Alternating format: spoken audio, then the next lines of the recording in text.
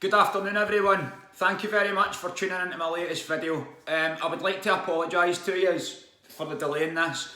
As I mentioned in that post, for anyone that's seen it, I've had a bit of a tough week this week. It's been quite busy, but I've had some family matters to obviously deal with. The first couple of days of the week I just wasn't in the correct frame of mind to be recording. I've actually felt tired for the first time last night since I started doing this. So I just got myself an early night and got up early this morning and got a workout done and got my hair cut and that, and I'm feeling a lot better now. So here's hoping that I can get this this video recorded. This is the 6th attempt, so we'll try again. I'd like to thank everyone that's continued to subscribe and any new subscribers that I might have, and the comments that you're obviously still sending in. I try and read them, although that is becoming less and less now because it's obviously getting busier. The interviews are starting to come in. I'll be going on a podcast next week as well, so I'll give you all the details once they've been done. So today's video, as you can see from the title, is climate change and what's actually happening now. As I've said, I wanted to keep this channel about relevance and to try and raise awareness, like I've said, not just about what my job was at the DWP, but with regards to the world and what we're moving into if we don't sort of start getting our heads together. And when you look at climate change and all the goals of it, it only really leads to one destination, and that is a dystopian world. Now that's a word I've used quite a lot, obviously, since I've started this, because I'm trying to drum it into people that this is where we're headed. And things like climate change are pushing us ever further more towards that society. And then you look at the goals of climate change and you compare them to what the COVID-19 measures were doing, and you can see that climate change is actually a stablemate of COVID-19, both leading to the same dystopian end. So I would like to put an alternative view across on what is actually happening. Now, the goal of the climate cult is to reduce CO2 from the atmosphere. Now, if you listen to real scientists that actually look at data, you will see that they call this gas the gas of life. It's called the gas of life because we breathe it out, plants breathe it in, they then breathe that back out as oxygen and we breathe that in. So, without it, how can that process be complete? It can't. And yet they're telling us that if we don't reduce this, we're all going to be dead by 2030. Now, I'm about the truth. I don't care what anybody thinks of me for my views. I'm from a neutral standpoint, with the best interests of humanity at my heart, which is more than I can say for people like Greta Thunberg. Now, I know she's still young, but I don't think she's got any idea just how much of a pawn she is, and she's definitely got no idea about the game we're playing here, because she wouldn't be running around the world telling everyone. I mean, she's a snivelling little brat. She runs around the world telling everyone. I mean, you should be ashamed or whatever. Remember a couple of years ago it went viral where getting attitude. I mean, I spoke to me like that, that's for sure, but she telling everyone that they've ruined their childhood. It's like, well, to the looks of things, you've got a better childhood than a lot of the people that I bloody know, myself included. And yet she's running around the world telling everyone what they should and shouldn't do, on a private jet, might I add. Now, if she was genuinely concerned, or her outfit or her entourage were genuinely concerned, the first place she would be going would be China. And just before I actually say that, I mean, anytime she's at these conferences and someone asks her a difficult question, which isn't hard to do, she deflects to the adults because she doesn't know what she's talking about. Now, I'm no expert, but I've grasped enough of this to know what they're telling me is wrong. So as I was saying there, if it was genuine, the first bloody place that Greta Thunberg should have been was China, because China's carbon footprint makes up 27% of the whole world, so that's almost a third. So why the hell are they not going there first?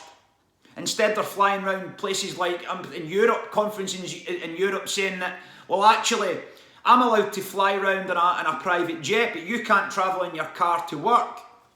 There's something out of balance there. And to reduce CO2, as I've said, would kill everybody. It would be the end of us, because there would be no oxygen. So they really need to explain themselves on that one. Greta Thunberg especially, not that she would be able to. She would need to deflect it to an adult. But I would be asking her all the same. Now, she's supposed to be this stalwart for saving the planet. But all I can see is a disturbed child. And it brings to mind the quote that I heard a few years ago about people that are promoting false narratives, march their children onto the front line and dare people to attack. And attack I will, but not with fists, but rather with knowledge. Because these people, and as I've said before, if you look them in the eye and you have a conversation with them on a human level, they wouldn't be long in unravelling and revealing their true nature, as I've seen many, many times having debates with people just in general. So, as I've said about China, is the system that they want here. So of course nothing's going to get said about that. It's never mentioned. I'm not saying it's never been mentioned, it's very rarely mentioned though. It's just us that's made to feel bad for going to the shop in a car for a pint of milk or something. But here's the thing. Rises in CO2 are not anything to do with us. And this nonsense of 97% of climate scientists say that it is just that nonsense. Because when you actually look at the 14,000 papers that were submitted for that, I think it was 0.6% of them claim that we're the cause of it. Now I'm going to go into what causes it, and I'll certainly go into that a little bit more later on. But first I'd like to concentrate on Agenda 21, as I've mentioned many times and so many people are aware of. And then it's obviously there's Agenda 2030 to add to that. But Agenda 21 was started by an oil tycoon by the name of Maurice Strong. I think it was back in '92. And as many people know, if you look at the goals of it, it's a sustainable future. And well, this guy's made his money off bloody oil. And maybe you could perhaps make a claim that he feels guilty for that, or he'd felt guilty for that, and he'd looking to change the world. But when you look at the people he's connected to, I'll say there's probably another explanation for that, and I'll just go into that in a second. So Maurice Strong, there was an investigation into a guy called Paul Volcker back in 1997, and through this investigation it was revealed that a business associate by the name of Tong-Soon Park, he was a business associate of Maurice Strong's, who himself has actually been tried and convicted in a UN court, or a New York court, for trying to bribe UN officials in favour of Saddam Hussein. Now, Tong-Soon Park, Maurice Strong endorsed a cheque for just under $1 million. Now, it must have been fraudulent because Maurice Strong had ended up standing down. Now, Tong-Soon Park hand-delivered this cheque. Now, the reason I'm bringing this up is that when Maurice Strong stood down, he relocated to China, Beijing to be specific, and citing business reasons for that relocation. Now, he's got other associates that he advises, who themselves in turn advise North Korea. So we've got a man that drew up Agenda 21, an oil tycoon who's obviously disturbed the planet. He then gets, and apparently never done anything wrong with these checks. Apparently that's what it says, he didn't do anything wrong. But why stand down then if he didn't do anything wrong? Only he knows. But it's where he's relocated to that's concerning. So the man that drew up Agenda 21 or facilitated it is involved with people who are advising dictatorships and actually lived in a communist dictatorship himself. He's dead now, like, but I think he died in 2015. Doesn't matter whether he's still here or not. This is the person that's telling us. I mean, it's not his plan, obviously, he's just the front man for it, it's the people behind him. But these are the people that are telling us that climate change, it's you that's wrecked the climate, and this is what we need to do to save you. And if you don't do it by 2030, you're all going to die, which is just utter nonsense. And then you look into organisations like Extinction Rebellion. A founder of that, Gail Bradbrook, stalwart at rolling out 5G untested, claims she's all about the environment. If that was true, she wouldn't be trying to roll out 5G untested. Another fraud of a woman, I don't mind telling you. Then there's another Extinction Rebellion founder by the name of Chris Hahn. He's in control of a private hedge fund worth billions of pounds. And the companies that use this hedge fund have actually been involved in environmental scandals. So why the hell should we listen to him? Or Gail Bradbrook for that matter? Or anybody that's pushing Agenda 21 when you look at the backstory. Now, I suggest you go and look into this and verify it for yourself. And verify it you will. And then they're bringing in ULEZ cameras to enforce this and try to make people feel guilty. And like that story I told you about the lady down in Leicestershire who had all her money relieved from her after getting her car clamped for spending too much time in a ULEZ zone. And kudos to the people who are burning those cameras down. Brilliant. Keep it up. You're doing a great public service. The Blade Runners, they're called. Cool name for a group like that. But this is the policies they're drawing up to push us into slavery, because that is what it is. I mean, it's a Hunger Games society based on control, microchips, and 5, 6, and 7G, and it's just the kind of world that, as someone mentioned in the comments section the other day there, that there's a film called Equilibrium. I have actually seen it, and anyone that hasn't, I suggest you go and watch it. It's Christian Bale that's in it. That is the kind of society they want, and it's like a modern day 1984, if you like, but it's really, really good, because it gives you an idea of the way they think. Now, people can say it's just a film, but these are not just films. As I reminded myself the other night there when I watched The Manchurian Candidate. If anyone's not seen that and you're sceptical about mind control, I suggest you go and watch it. But these are the types of people that are telling us that they know what's right for us. And they're trying to manufacture consent by manipulating you into a position of fear so that they will grab that consent from you. And it's, as I said in a live stream, I think it was in a live stream, they've purposely destroyed the West. I mean, they've used the 20th century to destroy the West while simultaneously building up the East. And it's obviously to manipulate us, or I believe it's to manipulate us into thinking that communism's the way to go, because democracy's not worst, has it? I mean, I hear the muttons of that from some people now. Oh, I think communism, that's the way to go. Nah. Check Stalinist Russia. China now. It doesn't work, mate. It's a brilliant idea. It just doesn't work. But that's where we're headed, a communist Marxist state. People say, what's the difference? Well, there's not really a lot of difference at all. It's bad for us. That's all we need to know. So, what do we do? Do we just sit back and believe what they're saying in the news and start dropping our carbon footprint?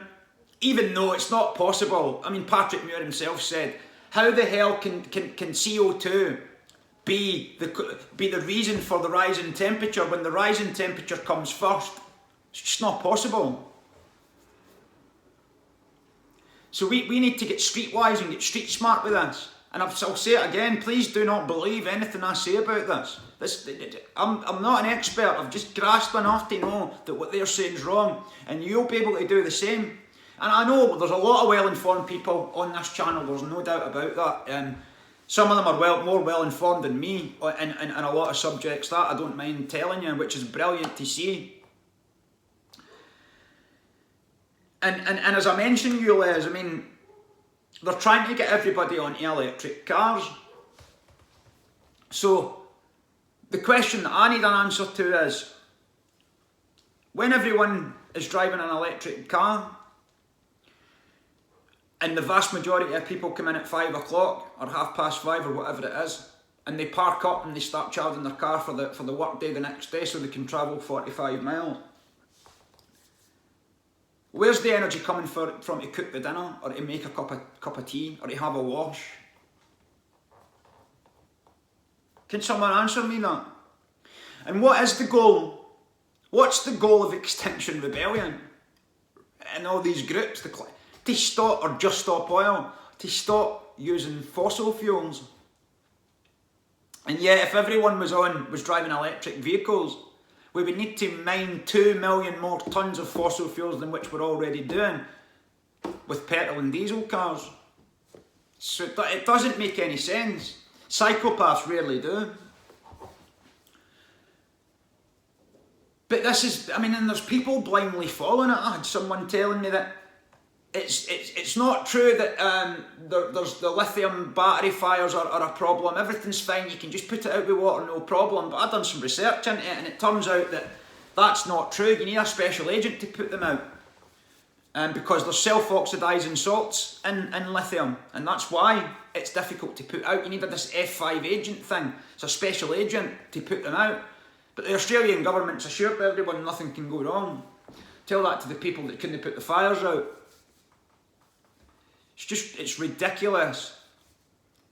And this is what happens when you run around with your head up your arse and you don't know what's going on. You watch the news. I've had loads of people watch the news for half an hour a day and think they know everything about climate change. The climate changes is what it does. It's what it's always done. It'll continue to change. But why is it changing? As I said, those papers, 0.6% of them, only 0.6% of them claim that we are the cause of that. And here's why.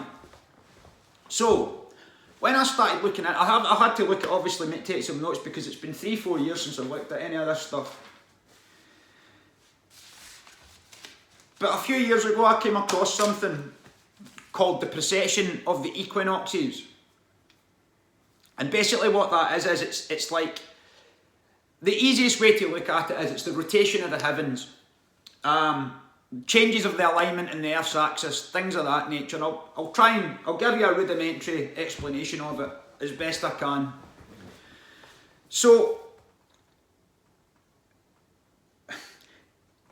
but in ancient times, the ancients had referred to the precession of the equinoxes as the Great Year. Now, it's a 25,920 year cycle, but just so happened ended in 2012. That was the end of the Great Year, and it was the end of the Mayan calendar, and we moved from the age of Pisces into the age of Aquarius. Now, when this alignment's made, obviously it only happens once every 25,920 years, but when it does, it triggers great change. So the activity, the sun increases. The sunspot activity has increased since 2012 and running up to 2012. The changes to the Earth, most notably the Schumann resonance, which is the Earth's heartbeat. I think it went up to about 13.8 beats per minute or whatever it is, the highest that they'd ever recorded it. Because everything, as I've mentioned, it's a holographic reality, so everything's a smaller part of the whole. So if the star changes, the Earth has to change. The Earth changes, we have to change, because we're all connected. We're all a smaller part of the whole. And this is moving us up into a higher part of the galaxy, which is increasing the vibration of the planet and the star, which in turn increases the vibration of us. This is what happened to me. when I literally just woke up, I could feel it a couple of years before, like I could feel something was changing inside of me. And I said it to someone one day and they laughed at me, but I could feel it. And this is what it is. And then by the time 2014, 15 hit, it was just, I just couldn't get enough. I used to pull sickies at work just so that I could sit and read books and watch conferences and stuff. And people, what's going on with you just now? I don't know, mate. But this is what it is.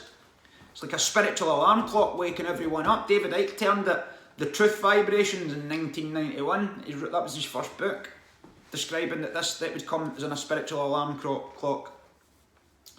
Now, procession. Isaac Newton discovered that the paper bag, it's like the bulge of the earth, which basically means, because I want to get this right here, so the radius at the equator is 14 miles longer than that of the polar radius, which is 0.3% difference. And if you need a visual representation of what's actually happening here, so you've seen a gyroscope, like a spinning top. A spinning top, right? That'll stay in full spin as long as it's upright. But see, the minute it starts to deviate from the vertical, it starts to exhibit a second behaviour.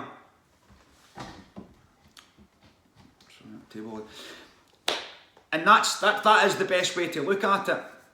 And they don't tell you any of this stuff. I mean, the Earth, if you want any of this information, I would encourage you going to there's a Graham Hancock's got a book, it's called Fingerprints of the Gods, and he goes into all this stuff and he explains it absolutely perfectly. This is where I've learned it all from, and this is where I've taken the notes from. So, processional numbers, examples of processional numbers, again, like 12, 30, I think 72 is one, 25,920 is one, 2,160, it's another, 4,320 is another. Now, this 25,920 year cycle has its cycles within cycles, but the whole cycle is 25,920 years.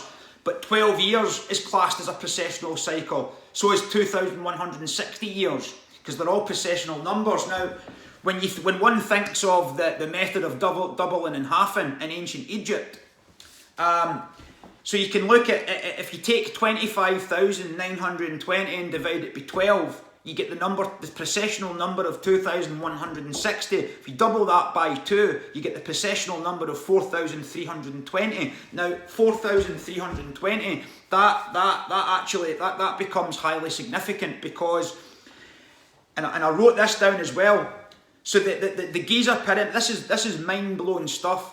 The Giza pyramid exterior measurements are an accurate representation of the Earth's northern hemisphere on a scale of 1 to 43,200.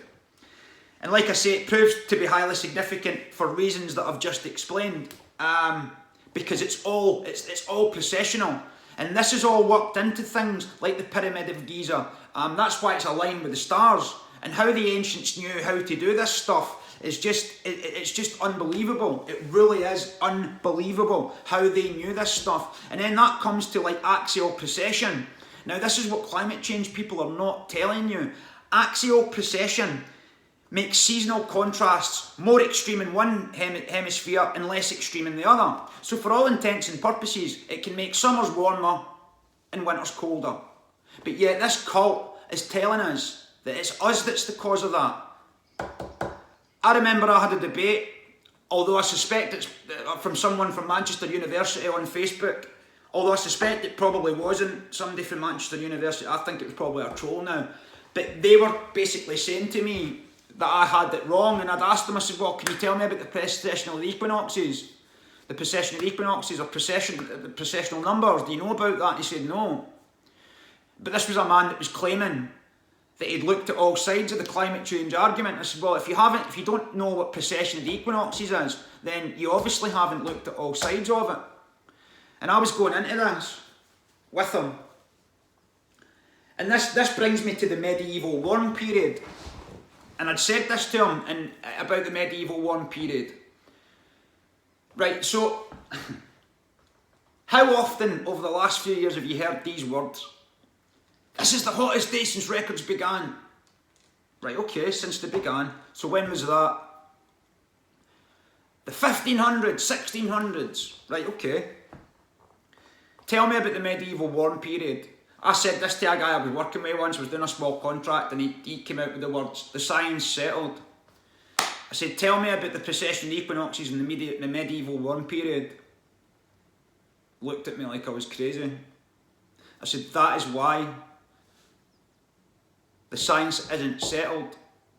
Because they're taking records for the 1600s, they're not going back. The medieval warm period was warmer than what it is now. There was up to 40% more break-off of ice than there was now.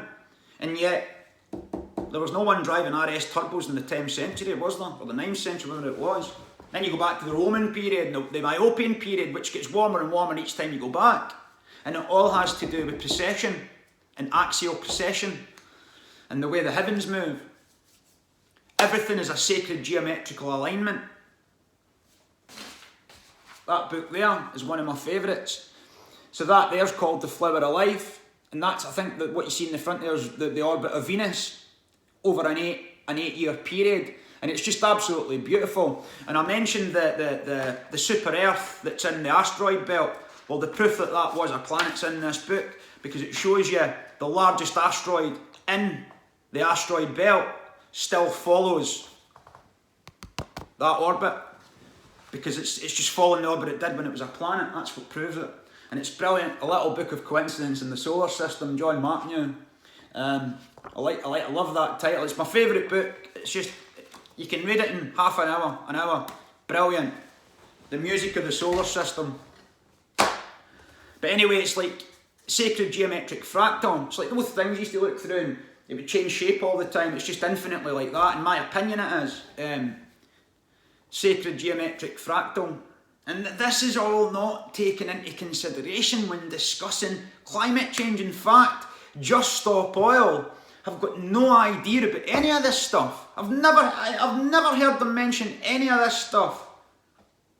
And yet, this is what's causing the climate to fluctuate up and down. As I've mentioned, axial precession. It can make seasonal contrast more extreme, but it's not. It's nature. It's nature. It's natural. So I ask you people, are you going to start driving electric cars and succumbing to the climate cult's guilt, even though this is going on? When the rise in CO2 can't be the cause of the temperature when the temperature comes first. It's the same when burning fossil fuels, CO2 goes up, because it's like nature repairs itself. And actually, during COVID,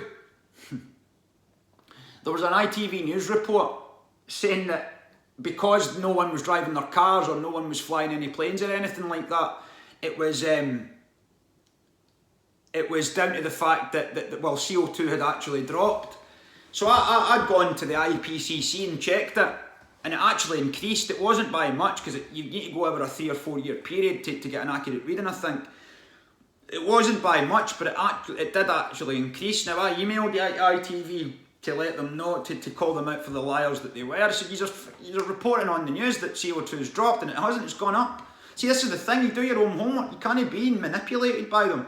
And I emailed Ofcom and what's the leader of Ofcom, can't remember her name. I emailed her and all at the time to tell her that all the people she was obviously cancelling and censoring and who were telling the truth, and yet she wasn't censoring ITV from telling their lies. I never heard anything back from them, of course I didn't, but it doesn't change the fact that I still had to send the emails to let them know that there is at least one person out there that's going to call them out on their bullshit. As I've said many times, that I enjoy doing it. I do, I'm not going to lie about it, because it's time somebody done it. And then, I mean CO2 and all though, the ocean's got loads of CO2 in it, so we're going to start draining the oceans because of the CO2, which actually, I think in the summer it releases more, and in the colder periods it releases less.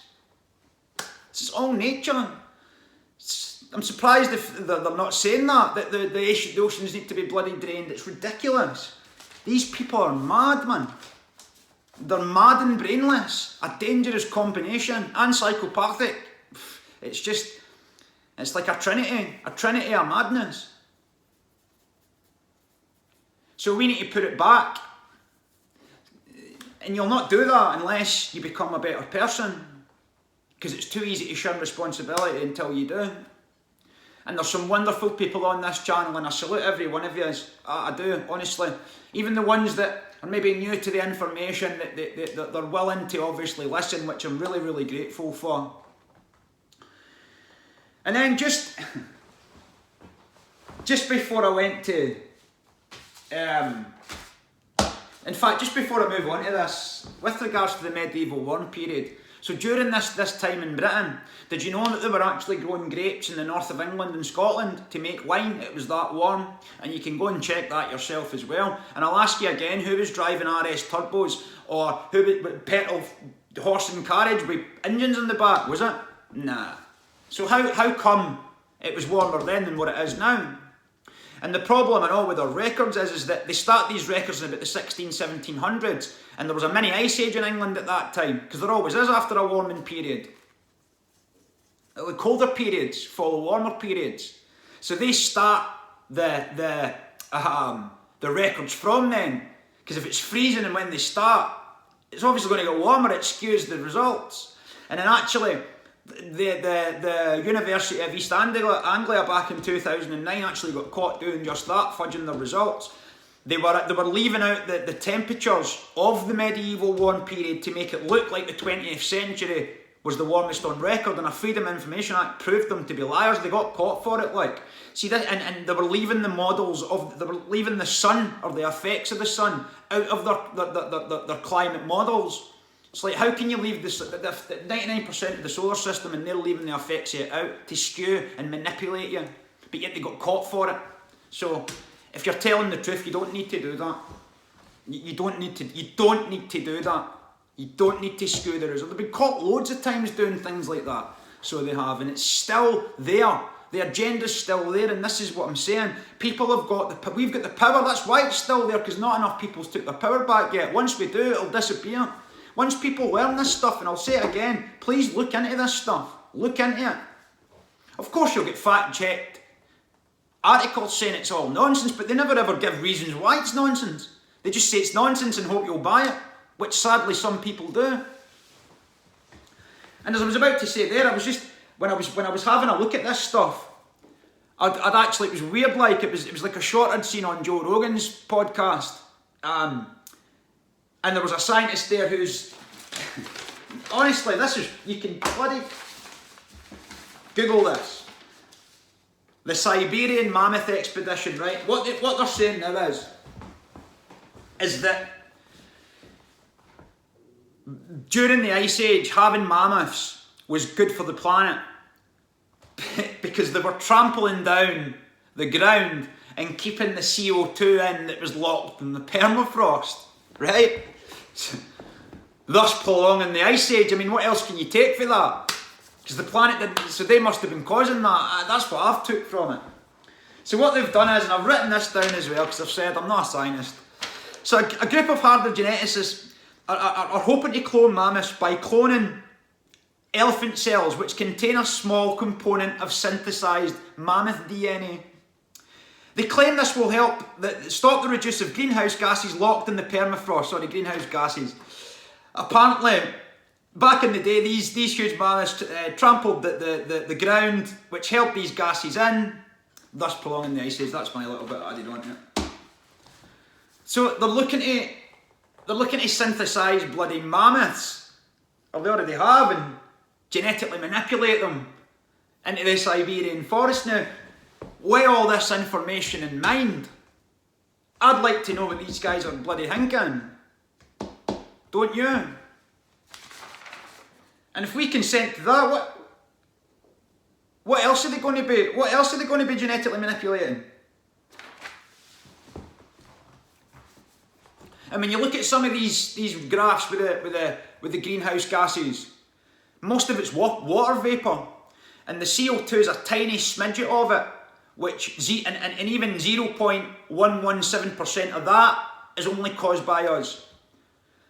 So this whole narrative, once everyone gets it together and starts understanding this stuff, which isn't hard to do, if I can do it, you can. I know it seems like brilliantly intelligent, but it's not. It's just because you read extensively and eventually you pick it up. It's took me longer, as I've mentioned, to learn this stuff, but you will eventually pick it up. But it's not hard to understand that what they're telling you is wrong. And they're pushing ahead with this. They want diesel cars off the road by 2030. They want all cars off the road by 2030. But to be fair, when you look around, electric cars, there isn't actually too many of them because they're not practical. Some of the miles they can do before you need to charge them is just not good enough. And people say, well, why? What's the point in having them then? Because the world they're moving us into, you're not going to need to go to work in the same way because it's just not going to be the same at all. I'm not saying it's going to be good. You don't need to go to work. Please don't take that from it. But the world's going to look completely different than what it does now. And people think it's bad now, but it's nowhere where they want it. It's nothing compared to where they actually want to take us. They want to take us right to the end of the road. Right to the end of it. And I can understand why people think we're quite close to it as well, but I was told a long time ago there's going to come a point that it's going to look so bad out there that you'll think that we're losing hope. However, it's at that point then you know that things are going wrong for them, because their narratives are falling to bits. There's no doubt about it. Anyone with half a brain cell can see that something's not right here. I mean, that simple thing of the medieval warm period, the 9th, 10th century being warmer than the 20th, that should have been the end of it. Anyone who was in the search of truth for finding out what's going on with the climate, as soon as that bit of data comes along, you have to look at it differently. Because there were no fossil fuels being used at that time, certainly not in the sense that we are using it now. So, this is what happens when you don't pay attention to what's going on. And I was guilty of that for a long time. I'm more interested in going to the pub, so I'm not criticising anyone that's maybe doing that now. I would just encourage you though to try and care about something. Just care about something. About yourself, about the world, anything. Just care about something and learn it. And articulate it and try and help people understand it. That's what I was told to do. Learn the information and try and pass it on. It's not always easy, but that's what we need to try and do, because everyone's got something to offer. Now I see so many people that they try and jump onto a channel without doing the work. And I'm not saying you can't do that and talk about your experiences, but it would be better to do the work first and then talk about your experiences, because people are going to want to listen then, because you've done the work. That's just my opinion on it. So that about brings me to the end of the material that I had. And I think it's probably enough, because, like I say, I'm no scientist. I'm just here to put an alternative view across, to give you snippets of information that may trigger something in your mind, so that you will then go and look into it yourself. That's my thinking on this. And if you do want to find out more about this stuff, I suggest you buy that book. You'll get it for a £5. It's the best £5 I've ever spent. And obviously because of this week, because I've not been doing many videos, I've more been doing interviews, and obviously I've got people calling me and emailing me, and I mean, I'm grateful for it, I really am. I'd rather be doing that, doing too much than not enough. Like I say, I was feeling tired for the first time last night, but I've got another couple of videos coming after this one. I'm just going to record another one straight, so there'll be a couple today. And I'll be going live on probably Sunday as well, because I usually do it on a Tuesday, but obviously I wasn't in the frame of mind last Tuesday, so I'll probably do it on Sunday or Monday again. But I'll give you plenty of notice. I'll let you know by tonight or tomorrow when exactly I'm going to go live. Maybe Sunday for a change. Perhaps maybe get more on a Sunday if people are available, Sunday night sometime or something. I'd love to thank you again just for staying on this journey with me and telling me to keep going. It gives me a lot of inspiration, it really does, and I really would like to thank you, every one of you, for putting me in this position. I really do. I'll do everything I can. That's why I felt a little bit bad about not posting for a few days there, because I thought these people have sort of put their faith in me and I've let them down. There's not been a video for a few days, so that's why I'm going to post at least a couple today and then get on to the lives, and then everything will be back to normal next week. I've got some good ideas for some videos coming up, but I'll post the titles obviously when they're recorded. Again, I would just like to thank you for watching this video. Enjoy the rest of your day, and I'll catch you on the next one, okay? Alright, man.